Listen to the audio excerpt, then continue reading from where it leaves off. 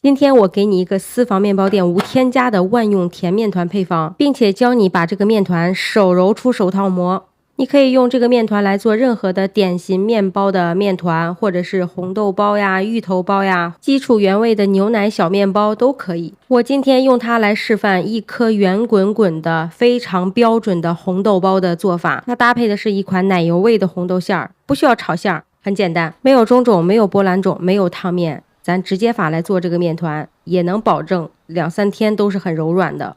揉面第一步，先把液体混匀，牛奶、全蛋液、细砂糖、耐高糖的干酵母一起给它混合均匀以后，我们把这个高筋粉倒在台面上。如果不喜欢在台面上揉面，你也可以把这个面粉倒在盆子里揉啊。把搅拌好的液体倒进来，从内圈开始，把面粉往里拨。一开始液体流动性非常的强，为了防止它越狱，慢慢的拨面粉。当你拨到这种刮一下，然后液体流动很缓慢的时候，就是你把面粉都拨进来的时机。现在全拨进来也不怕了，你看这个时候即使把面粉都拨进来，在桌上流淌的也会很慢，那么你也可以及时的给它刮回来了。现在我们就是快速的把面粉和液体混匀。咱们今天这个面粉的含水量大概在67%，这个含水量对面粉的要求还是很高的，所以你一定要用做面包用的专用的高筋粉。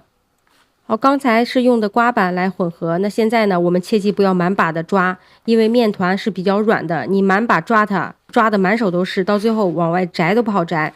那么我们只需要用手指和掌根这2个部位啊，把手心一定要留出来干净的地方。你看现在就是开始用掌根往前搓。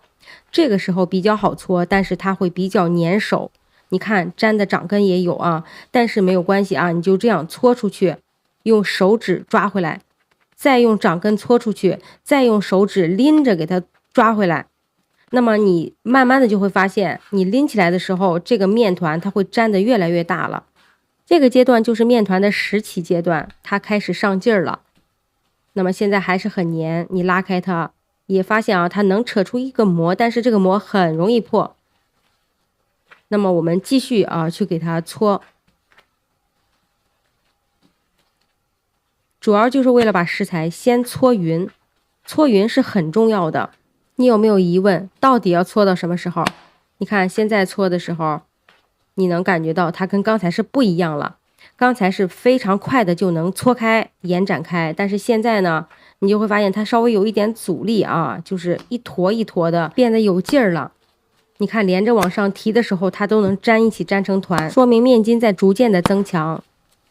好了啊，不用搓了，现在给它摔打几下，摔打到表面光滑，四周稍微有一点粗糙没有关系。那么你看啊，我的手上现在沾了一点薄薄的面，但是不多，搓的这个面渣呀，你千万不要放回面里啊，因为它会非常影响面团的组织。那么把它扔掉就可以了，把手洗一洗，然后把这个面团放进冷藏松弛20分钟，然后我们来炒一个红豆馅儿。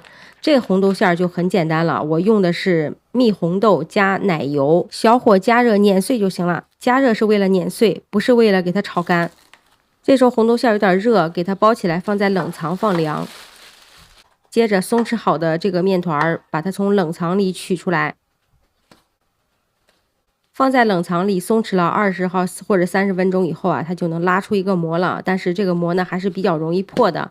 好，我们现在不要揉面了，开始放黄油了，把它拉开。你如果是揉面的话，这个时候你就拉不开了，面又紧了。然后把软化的黄油抹上来，加上盐。有很多朋友会问，为什么要这个时候加盐？那么盐是可以增强我们的面筋的。那么在刚开始手揉的时候啊，放入了盐呢，这个面团就特别容易上劲儿。当面团阻力很大，你揉起来就会特别的累，也特别不容易揉出好的状态。添加了黄油和盐以后，把这个面团一直给它切碎，直到切成小颗粒。那么有人问，这个面团本来已经上劲儿了，你切开它不会断筋吗？那么我们首先要保证黄油要揉进面团里啊，对不对？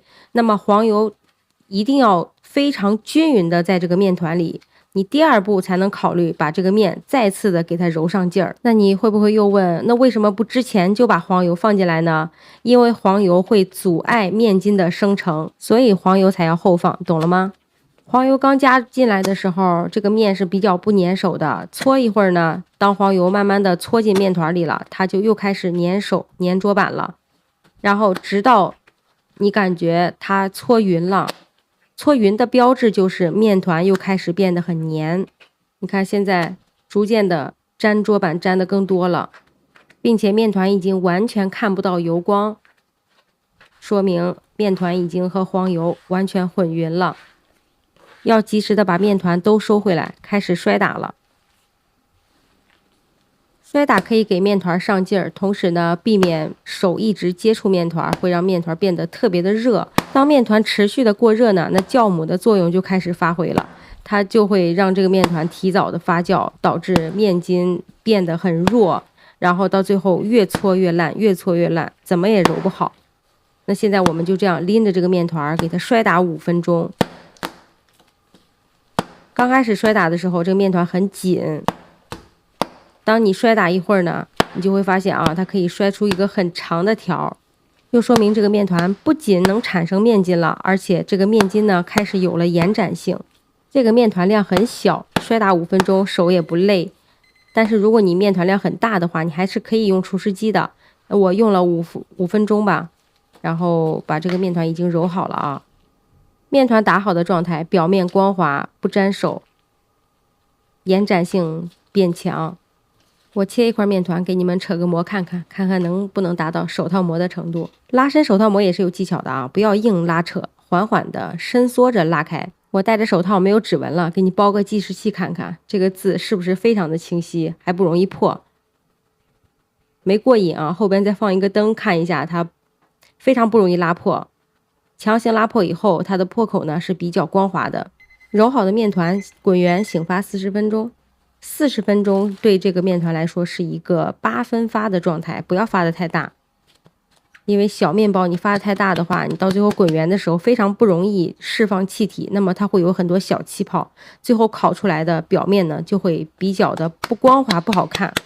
拍打排气后，平均分割成6份，一份面团60克，再给它拍打一下，折叠一下，最后滚圆，滚圆到这种表面紧绷的一个小圆面团。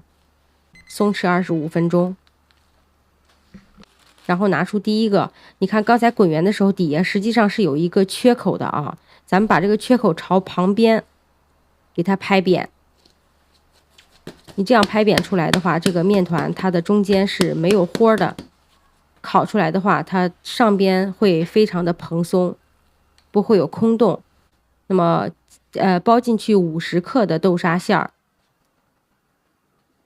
咱包的时候要馅料往下压，压成这种碗状，把馅料继续往下压，拎着这个边儿给它包起来。那么我们是贴着这个馅儿包，包好后捏着收口给它拎一拎，让馅料尽量的往中间沉，把底部捏好，一个圆圆的非常标准的红豆包就做好了。发酵到大概2倍大，然后拿出来在室温下给它晾一会儿，让表皮结干皮。这个时候它比较好刷蛋液，刷薄薄的一层蛋液，再盖上一个黑芝麻圆戳。高温快烤啊，在10分钟之内出炉的面包会更软。我会给你一个大概的烘烤标准，但是你自己的烤箱还是需要你自己去琢磨。然后我们把这个面包烤好以后给它铲出来，这小面包个个都是这么圆润，皮一点也不会皱，表皮非常的光滑。还有朋友说这么麻烦，我还是买来吃吧。麻烦是肯定麻烦的，但是揉面团对我来说是非常解压的一件事。你可以做一下，艾特维莎妮做面包交作业，下期见，拜拜。